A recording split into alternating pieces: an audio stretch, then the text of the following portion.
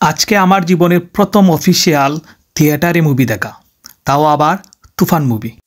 So let's get start today's blog. Hello everyone, this is Nirupam Pal. Welcome to my new blog. I'm really excited for today because আজকে আমি তুফান movie দেখতে যাচ্ছি।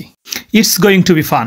আমাদের বাসা থেকে হল প্রায় ভালোই দূরে, লেস্টারে, প্রায় 30 to 35 মিনিট ড্রাইভ। প্রথমে আমি ভাবছিলাম ট্রেনে বা বাসে যাব, বিকজ ইউকেতে পার্সোনাল কার পার্কিং করার একটা ঝামেলা। সব জায়গায় কার পার্ক পাওয়া যায় না। কার পার্ক পাওয়া গেলেও প্রতি ঘন্টায় তাদের 10-15 পাউন্ড দেওয়া লাগে। তাছাড়া গুগলে আমি সিনেমা হলের বায়ু চেক করে দেখলাম তাদের কোনো কার পার্ক নেই। তারপর অনেক চিন্তাভাবনা করে কার নিয়েই রওনা দিলাম। আজকে আমি খুব এক্সাইটেড ছিলাম। এই প্রথম আমি শাকিব খানের কোনো মুভি হলে গিয়ে দেখব। দেশে যখন ছিলাম আমি হলে গিয়ে কখনো কোনো বাংলা মুভি দেখিনি। তো ইউকেতে এসে এটা আমার জীবনের প্রথম কোনো বাংলা মুভি যেটা আমি থিয়েটারে গিয়ে দেখব। বিদেশে কার ড্রাইভিং আর সিলেটি গান না হলে চলে, তো কয়েকটা সিলেটি গান শুনতে লাগলাম আর প্রকৃতি উপভোগ করতে লাগলাম। তো আমরা চলে গেলাম পিকাটিলি মুভি থিয়েটারে। মুভি শুরু হবে সন্ধ্যা 7টায়। সিনেমা হলের পরিবেশ অনেক সুন্দর ছিল। গুগলে দেখেছি তাদের রেটিং 5 স্টার।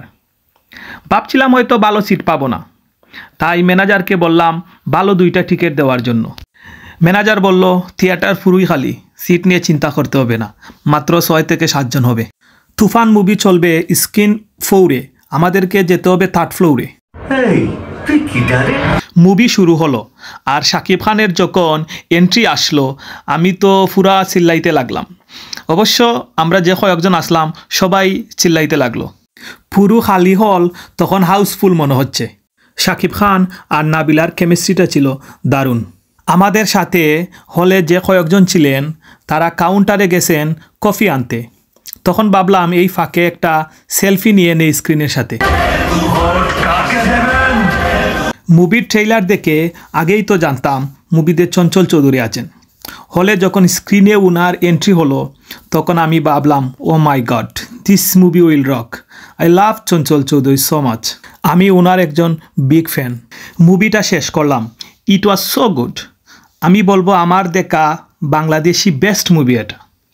এই মুভিটা আমি অনেক এনজয় করেছি। আমরা যে কয়েকজন সিনেমা হলে ছিলাম সবাই মুভিটা এনজয় করেছে। গানের এই পার্টটা আমার অনেক ভালো লেগেছে। এই পার্টটা ছিল এক কথায় অসাধারণ।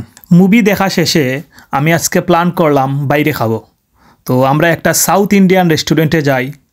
গুগলে ওই রেস্টুরেন্টের রেটিং অনেক ভালো ছিল, তাই এটাতে আসা।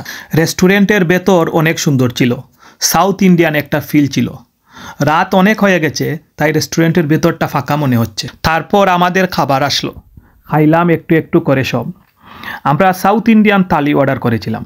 একটা ছিল ভেজিটেরিয়ান থালি আর আরেকটা ছিল ওই রেস্টুরেন্টের স্পেশাল থালি। থালির সাথে অবশ্য স্টার্টার ছিল।